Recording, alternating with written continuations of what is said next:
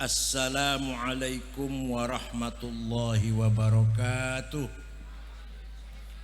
Bismillah, alhamdulillah, wassalatu wassalamu ala sayyidina wa maulana Muhammad Rasulillah wa ala alihi wa sahbihi wa man tabi'a sunnatahu wa jama'atah min yaumina hadha ila yaumil ba'thi wan nahdah. Ikhwatil a'izza, masyayikh wa asatidz Ma'had Kyai Haji Aqil Sirot Kempek, a'azzakumullah bi'izzih wa akramakum bikaramih, Kyai Mustafa, Kyai Ni'am, wasair kiai wa ibu nyai, para khotimin yang berbahagia. Khotimat ada khotimat? Khotimin yang berbahagia, as'adakumullah bifauzikum. Para wali santri yang hadir, sadati wa sayyidati, anisati, ashabi wa zumalai, abnai wa banati awil khudur. Alhamdulillah, walaupun tengah malam saya masih mendapatkan acara haflatul ikhtitam Alfiyat Ibn Malik dan qiraatul Quran bin Nadhar ya, gak ada bil ghaib. Masih menangi walaupun sudah tengah malam. Alhamdulillah, ma'al iftikhar wa syukur, bangga dan bersyukur kita masih mempertahankan pengajian yang barangkali di pesantren modern, yang akunya modern, sudah tidak lagi diadakan ngaji alfiyah dengan baca Quran mujawwadah. Alhamdulillah, Kempek semakin mencuat, semakin terdengar di mana-mana, dan semakin mendapatkan nilai positif dilihat dari outputnya, alumninya yang bisa dibanggakan ilman wa khuluqan, bukan hanya ilmu tapi juga akhlak. Allah memberikan amanah kepada manusia. Sebelum kepada manusia ditawarkan kepada langit, bumi dan gunung. Mereka semua menolak, bukan membangkang, karena worry, khawatir tidak mampu melaksanakan amanat yang sangat berat itu. Nah, manusia menerima, padahal kita ini mempunyai potensi zolum dan jahul. Bukan hanya zolim, zolum. Bukan hanya jahil, jahul. Zolum sangat kurang ajar, jahul sangat tolol, sangat blow on. Tapi menerima amanat Allah. Langit, bumi, gunung menghindar amanat tersebut. Amanah apakah itu? Inna aradnal amanata 'alas samawati wal ardi wal jibal fa abayna ay yahmilnaha wa ashfaqna minha wa hamalahal insan innahu kana zaluman jahula. Saya tawarkan amanat kepada langit, bumi, gunung, semuanya menolak karena khawatir tidak mampu menjalankannya dengan baik dan benar. Manusia menerima, padahal manusia punya potensi zaluman jahula. Amanah apakah itu? Ada dua amanah. Ada berapa anak-anak? Ada dua. Satu, amanah ilahiyah muqaddasah samawiyah. Amanah dari Allah langsung, suci dari langit. Apa isinya? Yaitu apa rupanya? Ad-din, agama.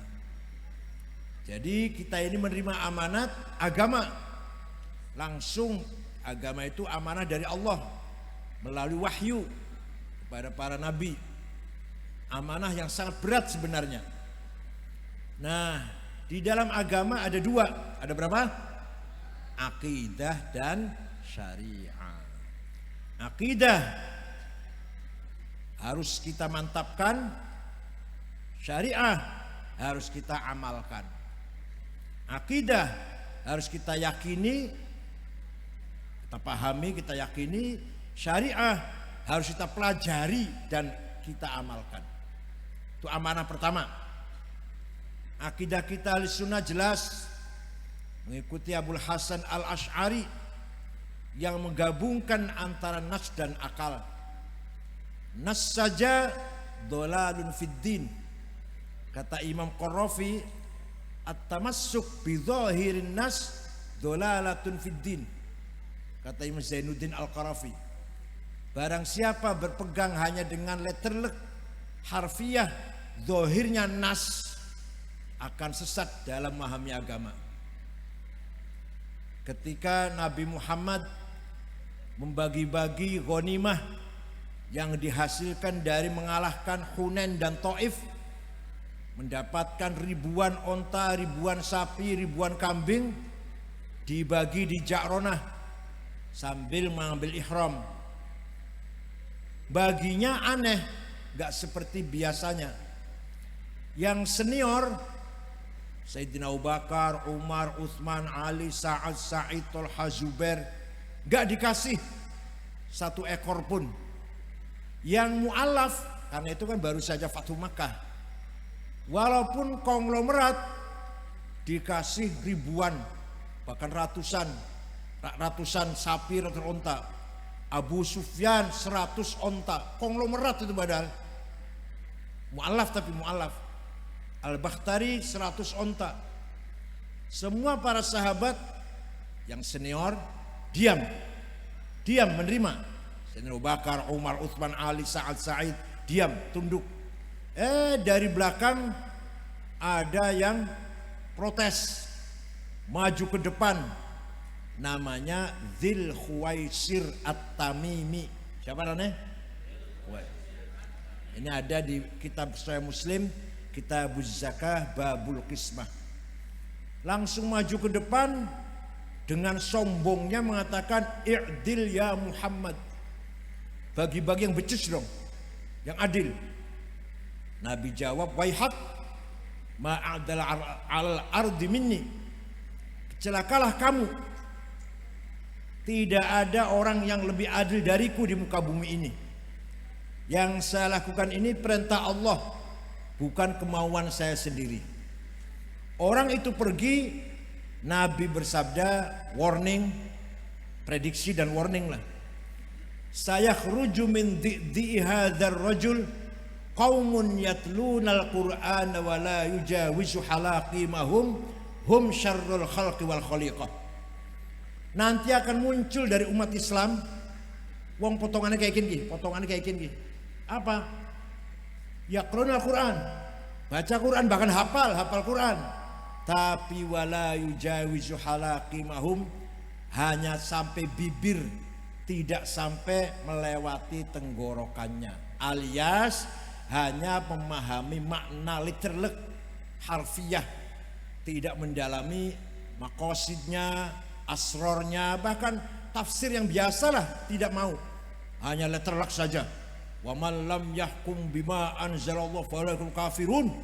Barang siapa tidak menjalankan hukum Allah kafir, maka Pancasila kafir, Undang-Undang 45 kafir.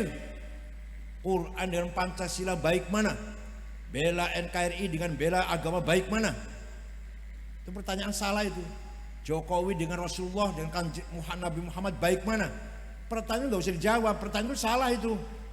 Sama dengan tanya makan sate, minum kopi, enak mana dengan naik Mercedes? Ya nggak ada hubungan. Pertanyaan nggak munasabah, nggak usah dijawab itu. Ya kalau dijawab ya agak panjang nantinya. Nah ini yang sekarang sedang merajalela. Bahkan menurut Kepala BNPT Pak Komjen Boy Rafli, pesantren yang terpapar radikal berjumlah 198. Saya telepon, kurang tuh Pak. Saya baca belum ada Az-Zaitun. Kalau As-Sunnah ada Az-Zaitun nggak ada. Ini Az-Zaitun nggak ada Pak. Belum lagi ada Yayasan Ali bin Abi Thalib di Ampel, Khalid Bawazir, nggak ada Pak.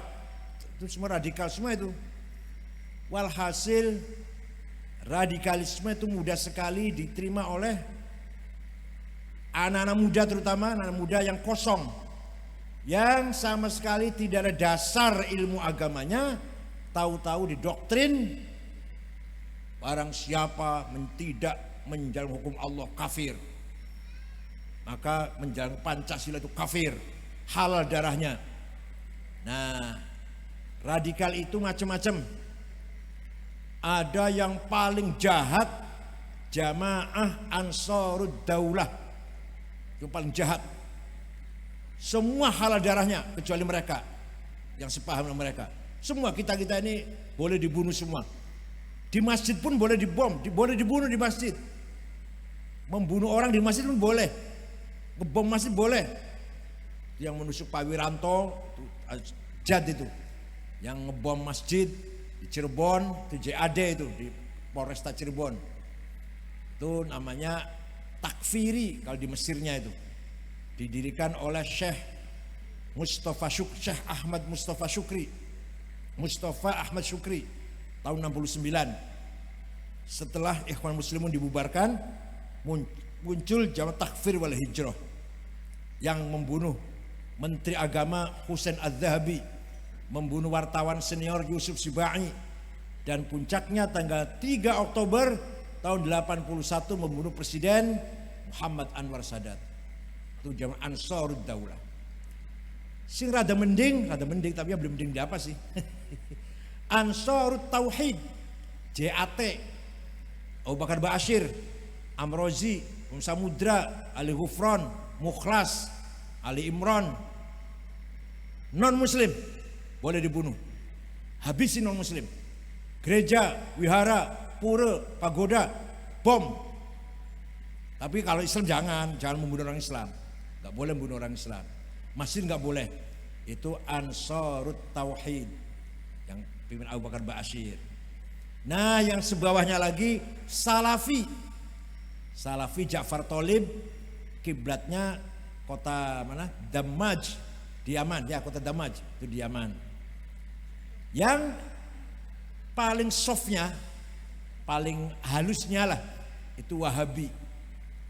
Abdul Wahab paling melarang bertindak keras. Mau idho saja, mau idho. Aja jarak kubur musyrik, Maulid Nabi bid'ah, Isra Mi'raj bid'ah, segala-gala bid'ah lah. Yang tidak ada zaman Rasulullah bid'ah, tapi enggak boleh berbuat aksi menyakiti, enggak boleh. Itu Wahabi. Kita harus tahu itu ya. Ini di Cirebon banyak.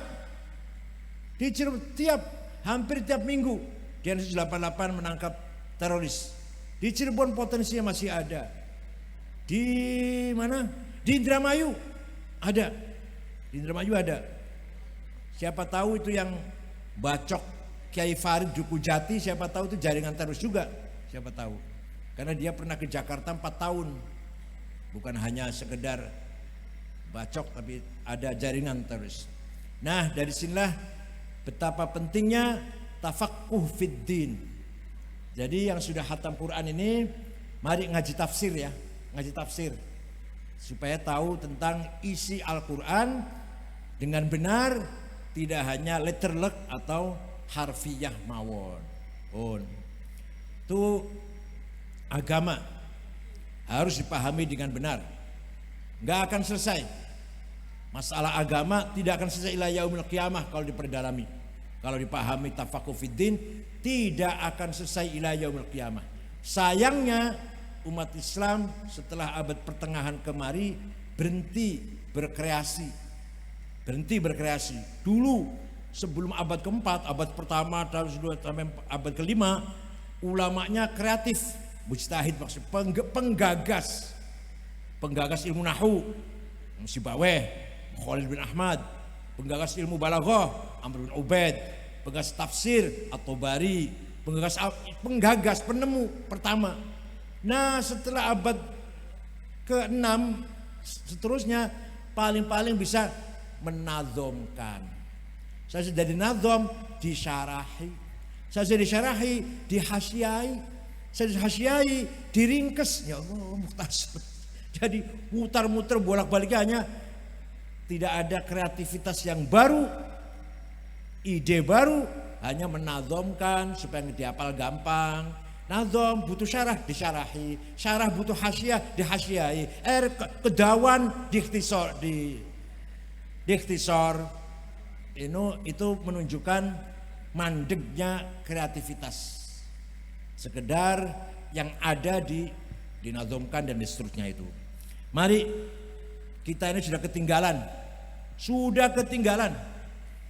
Kita masih belum mampu, masih terbengong-bengong. Teknologi pesawat, puluhan ton bisa terbang. Pesawat kan, kalau mana mobil sih pantes lah. Kisah mabur puluhan ton. Heran gak itu? Durung pragat heran, sudah datang digital, internet, satelit. Lebih melongo lagi kita ini, lebih melongo lagi. Paling-paling cuma memakai, kita ini menggunakan. Bukan penemu, bukan penentu dan bukan penggagas. Kita ini hanya menggunakan. Itulah ketinggalan ilmu kita. Bukan apa-apa. Kita semua membutuhkan kemajuan-kemajuan itu. Jangan bilang, yang penting ilmu agama. Enggak. Kita juga butuh. Masyarakat atau negara butuh kemajuan teknologi digital, kemajuan teknologi internet, butuh keharusan. Sayang bukan kreativitasnya orang jangan diremehkan, jangan disepelekan, jangan. Masalah besar. Karena kita itu kebutuhan yang sangat primer lah sekarang. Primer. Negara harus pakai digital. Semua lagi pakai digitalisasi semua ini. BUMN, bank-bank. Nah, sementara kita masih menggunakan sama sekali tidak punya kreativitas apa-apa. Mari sekali lagi jangan puas dengan khatam Quran, khatam Alfiyah, tapi teruskan ya dengan himmah dan azimah. Himmah cita-cita, azimah kemauan. Itu kaitannya dengan amanah yang kedua, membangun peradaban, membangun kemajuan-kemajuan. Muhammadun qaimun lillahi dzuhimami, Muhammadun khatamun lirrusli kullihimi. Nabi Muhammad orang yang himanya besar. Wallahi law wad'u syamsa fi yamini wal qamara fi yasari ala an atruka hadzal amr ma taraktu hatta ahlika duna. Saya harus menang. Itu Nabi Muhammad itu. Kalau Nabi Muhammad buat yang melempem ya masa menang harus melempem kayak gini. Seandainya mereka meletakkan matahari tangan kananku, rembulan tangan kiriku, saya tidak berhenti sampai mati. Hatta ahlika duna. Itu himmah namanya. Ayo, masih nom, adik sencu tua wis. Masih nom ayo. Jangan berhenti himmah ya. Mari kita bangun cita-cita. Terserah apa maunya, profesinya apa, jurusannya apa wis lah. Terserah, yang penting himmah harus ada. Itu pokok pangkal kemajuan kita berangkat dari himmah. Banyak sekali orang sukses, sangat sukses dalam bidang teknologi, padahal orang tuanya orang biasa, keluarganya orang biasa, tapi banyak sekali yang sukses. Itu artinya apa? Karena himmahnya, bukan karena keturunan, bukan karena nasab, bukan. Yang kedua azimah mengejar hadarah, membangun kesejahteraan, welfare. Membangun welfare namanya hadarah. Kalau himmah membangun thaqafah. Membangun thaqafah, culture, humanity, itu namanya thaqafah. Kalau membangun hadarah, kesejahteraan, hidup yang sejahtera, welfare, namanya hadarah. Mari kita juga semangat merebut hadarah. Sing nguasai minyak goreng Cina. Produksinya setahun 42 juta ton. Kebutuhan nasional hanya 11 juta ton. Sekarang nggak ada, jadi dirawati. Kenapa dirawati? Supaya regane munggah. Ayo. Ditumpuk di gudang supaya regane munggah. Menteri ya nggak bisa apa-apa. Wong menterinya juga kenal baik dengan mereka. Menteri perdagangannya itu. Jadi kita harus kaya, harus pegang. Apalagi kedelai dalam negeri katanya tidak bisa dibikin tempe dengan baik, hasilnya nggak baik hasilnya, harus impor dari Amerika. Harganya naik sekarang kedelai. Alasannya kedelai Indonesia dalam negeri nggak bisa dibikin tempe dengan baik, hasilnya nggak baik dibikin tahu. Ya jakaya kun alasannya. Jangan begitu alasannya. Untuk apa ada IPB? Untuk apa ada insinyur pertanian? Kalau nggak bisa ngakali supaya kedelai kita baik seperti kedelai Amerika. Banyak sekali hal-hal yang lucu. Kita ini produsen sawit nomor 1 di dunia. Sebenarnya minyak goreng gratis sebenarnya. Atau murah banget lah. Nomor 1 di dunia. Lah kok malah langka, malah larang. Di Jakarta luar biasa udah terasa sekali. Cabe sabrang 80.000, mending kene pira ya? Pinten? 60. Di Jakarta 80. Daging 1 swidak, 1 swidak daging sapi. Bawang 40, bawang merah 40 di Jakarta. Ya Allah. Hanya orang kecil yang jadi korban. Mereka memupuk kekayaan jadi konglomerat, bagus jadi konglomerat asal dengan cara yang benar. Nah kita pun harus membangun diri kita jadi orang mutahadir, yang sejahtera, yang kaya, punya rumah yang bagus, punya mobil, yang ya sedang-sedang saja nggak apa-apa, yang sedang tapi punya mobil, rumah ya sedang saja nggak usah besar banget, harus itu amanah dari Allah. Amanah insaniyah waqiyah hadoriyah namanya. Kalau enggak, yang ngambil kekayaan orang lain. Batu bara sekian, harga batu bara $460 1 ton. Biasanya hanya 80 sampai 100. $460 1 ton. Siapa yang kaya? Ya mereka yang punya tambang. Ini beberapa komoditi luar biasa, belum nikel. Oleh karena itu sekali lagi, ayo kita harus membangun kekayaan dengan cara yang benar, niat yang benar, tujuan yang baik. Itu bahasa Arabnya namanya azimah. Ya sama saja terjemah Indonesia sama cita-cita lah. Ala qadri ahlil azmi ta'til azaimu wa ta'ti ala qadril kiramil makarimu. Fatakburu fi ainis saghiri sigharuha wa tasgharu fi ainil azimil azaimu. Makarim kemuliaan, azaim keagungan kebesaran harus dicapai dengan azimah yang kuat. Ente ingin kaya, sejahtera, mulia, dihormati orang, harus dengan azimah. Gaya pondok duit, gaya madrasah duit, mondok nang anak duit, nyekolahkan anak duit, pergi haji duit. Dikira uang gak penting apa? Pergi haji menyempurnakan rukun Islam yang kelima, uang. Sodako, jariyah, wakaf, hibah, uang. Biaya-biaya semuanya juga pakai uang. Sekali lagi, mari kita bangun hadarah, di samping kita bangun thaqafah. Nah, kalau sudah kita bangun thaqafah dan hadarah dengan benar, maka nafsu ghadabiyah, nafsu syahwatiyah ganti arane, dua-duanya ganti arane. Nafsu mutmainnah. Sugih tapi nafsunya mutmainnah. Pinter tapi nafsunya mutmainnah. Enggak sombong, enggak kadiran. Pinter, sugih tapi hatinya, nafsunya mutmainnah. Apa nafsu mutmainnah itu? Nafsu yang sudah tidak melihat selain Allah.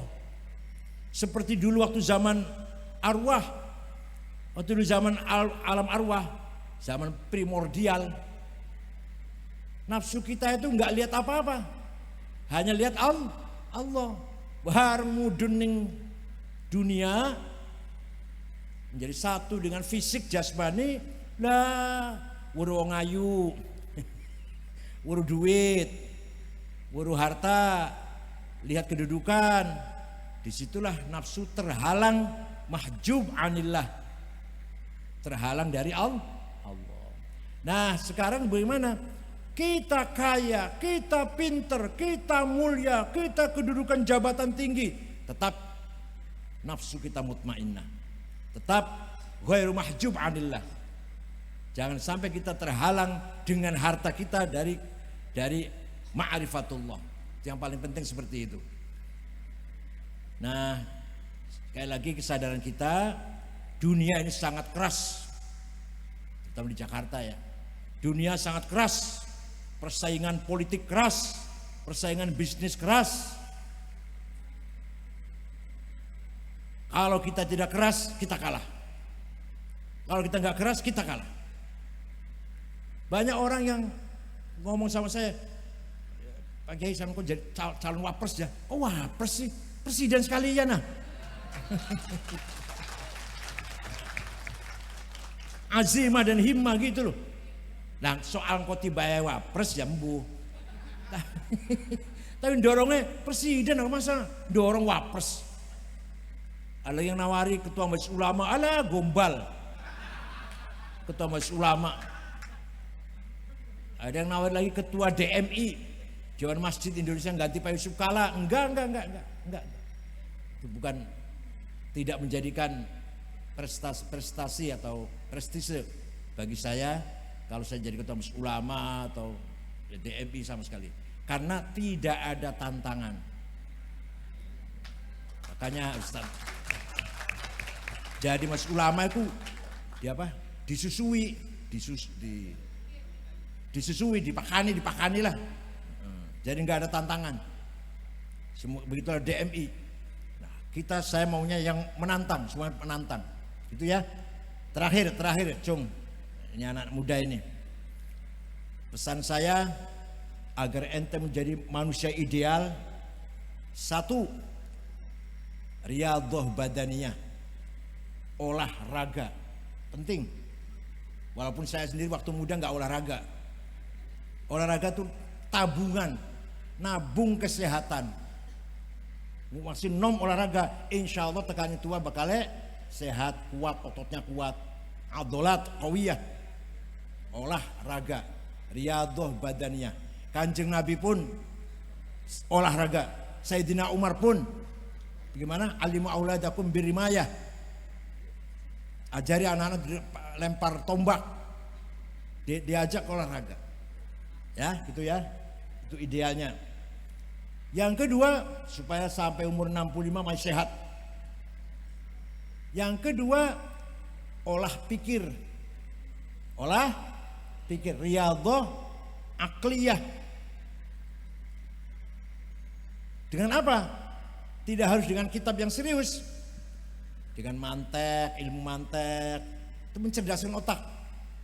Qadiyah, muqaddimah sughra, haddul awsat, muqaddimah kubra, natijah, itu harus kita mengolah otak cerdas. Maqulatul asyarah, esensi, quantity, quality, posisi, place, time, relasi, to have, aksi, reaksi. Coba di otak atik, nanti cerdas insyaallah. Ya contoh gampangannya, nggak ada teka-teki nih majalah, koran. Itu dalam rangka olah pikir supaya cerdas. Gitu ya, supaya dipelihara kecerdasan. Kalau enggak dedel. Mau nih cerdas jadi berkurang kecerdasannya kalau nggak dipelihara. Dengan apa aja dipeliharanya sih? Dengan teka-teki kayak, dengan apa? Dengan makulatul asyarah, dengan ilmu mantik, dengan matematik. Yang ketiga, ya, yang ketiga olah relasi, muasyarah. Ente Cung harus mampu bergaul. Ketika bergaul dengan orang lain, saya mempengaruhi orang itu. Orang lain terpengaruh oleh saya. Saya bisa mempengaruhi orang.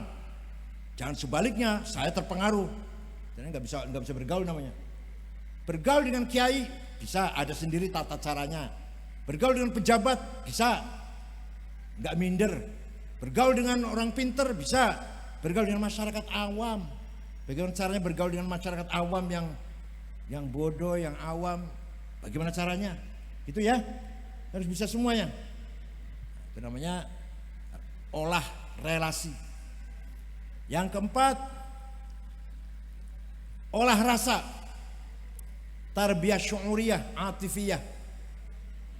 Kadang-kadang ada orang pinter, tapi apa bahasa Jawa ya, bahasa anu ya,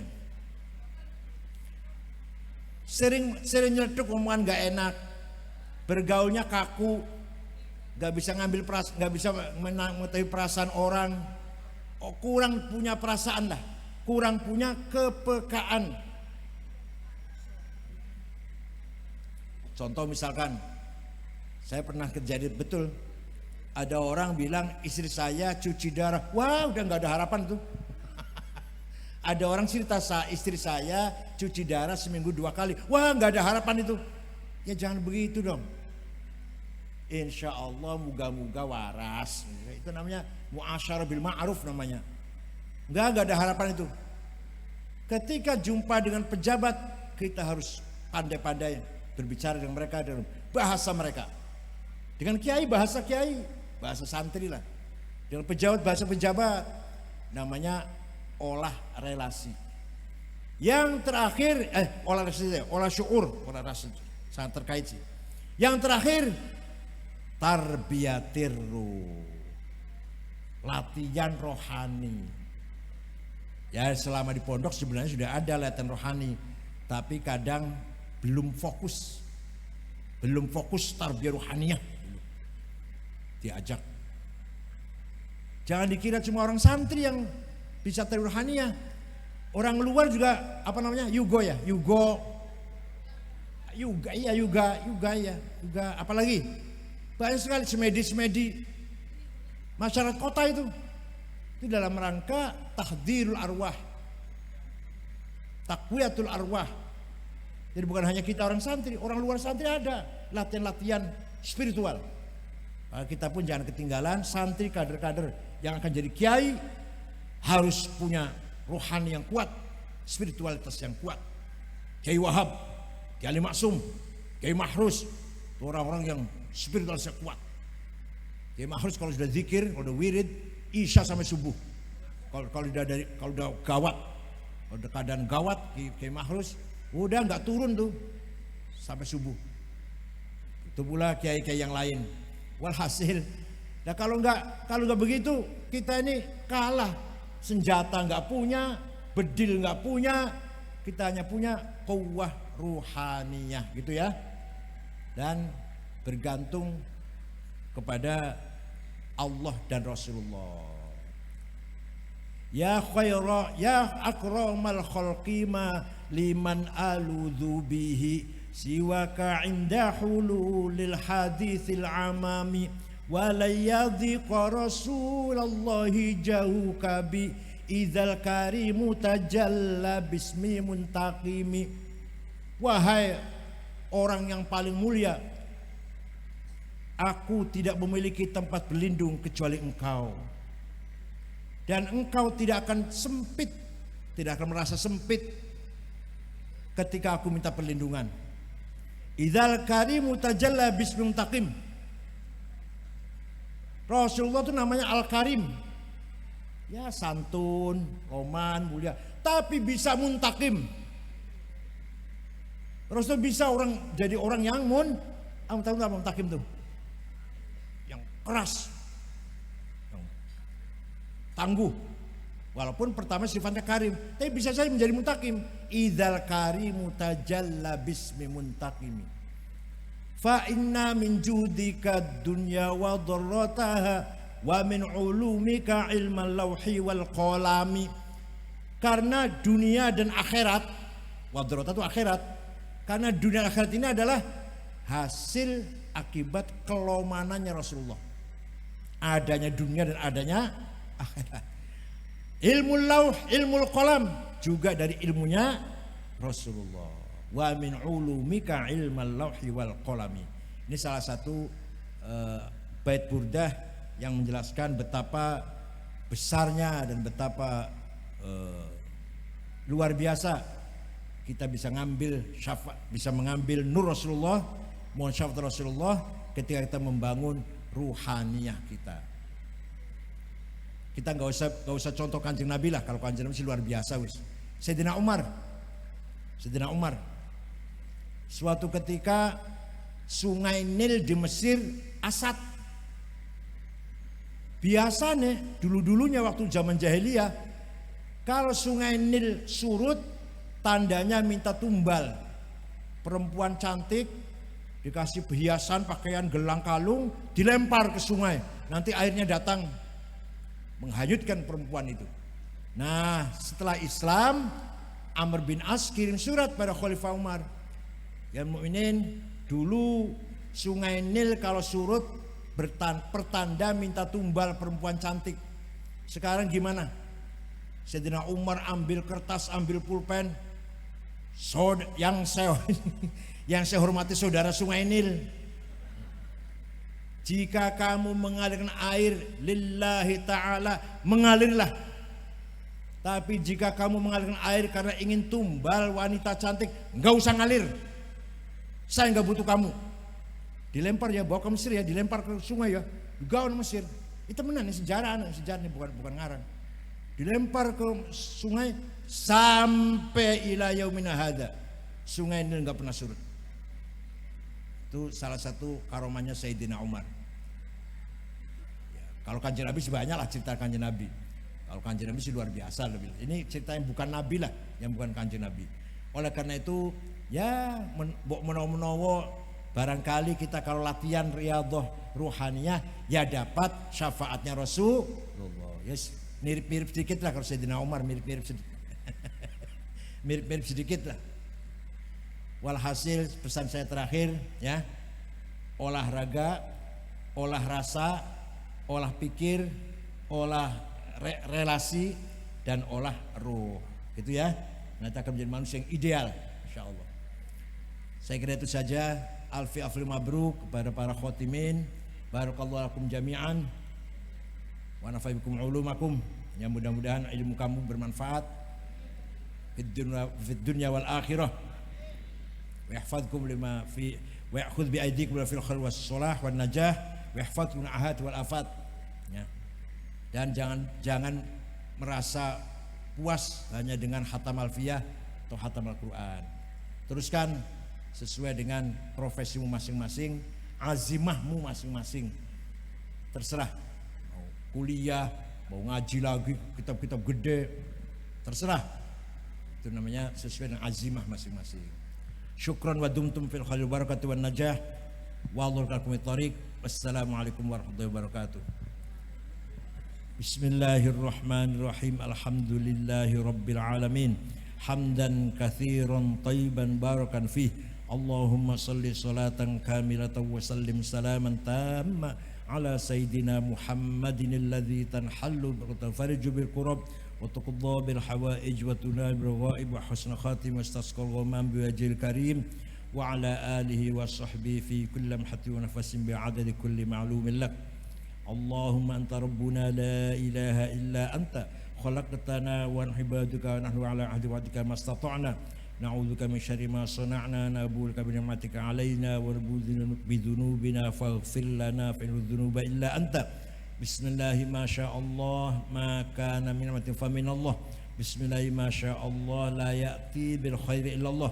Bismillahi ma sya'allah la yasrifu su'a 'anna illa Allah. Bismillahi ma sya'allah la haula wa la quwwata illa billah. La khaira illa khairuk wa la tayra illa tayruk wa la ilaha ghairuk. La ya'ti bil hasanati illa anta wal sayyiati illa anta wa la haula wa la quwwata illa bik. La mani'a lima a'taita wa la mu'tiya lima mana'ta wa la fadl jaddi minkal jadd. Allahumma nashkuru dha'fa quwwatina wa qillata hilatina wa hawanana 'ala an-nas ya arhamar rahimin. أنت ربنا ورب المستضعفين إلى من تكلنا إلى بعد تهجموننا أم إلى عدم لا تأمرنا إن لم يكن بغضب علينا فلا نبالغ غير أن عافتك هي أوسع لنا نعوذ بنور وجهك الذي يشرق له الظلمات واصل على أمر الدنيا والآخرة من أن ينزل بنا غضبك أو يحل علينا سخطك لك العتبى حتى ترضى ولا حول ولا قوة إلا بك اللهم إنه ليس في السماوات دورات ولا في الأرض غمرات ولا في الجبال مدرات ولا في البحار قطرات ولا في النفوس خطرات ولا في العيون لحظات ولا في الأشجار ورقات ولا في الأجسام حركات إلا وهي بك عارفات ولك مشاهدات وعليك دالات وفي ملكك متحرات فبالقدرة التي سخرت بها أهل الأرض والسماوات سخر لهذا المعهد قلوب المخلوقات سخر لهذا المعهد قلوب المخلوقات سخر لنا قلوب المخلوقات ربنا اختم لنا بالإيمان والإسلام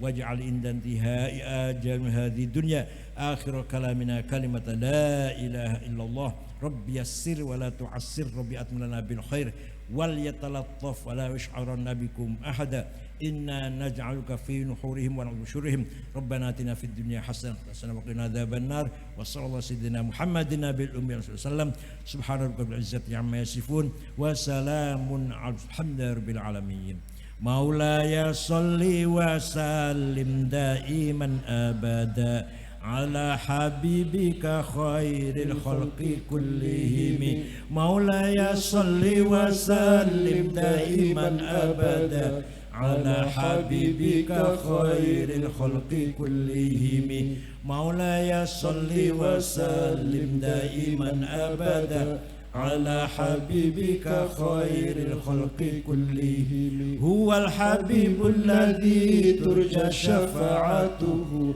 لكل هول من الأول مقتحم يا ربي بالمصطفى بلغ مقاصدنا واغفر لنا ما مضى يا واسع الكرم الفاتحة.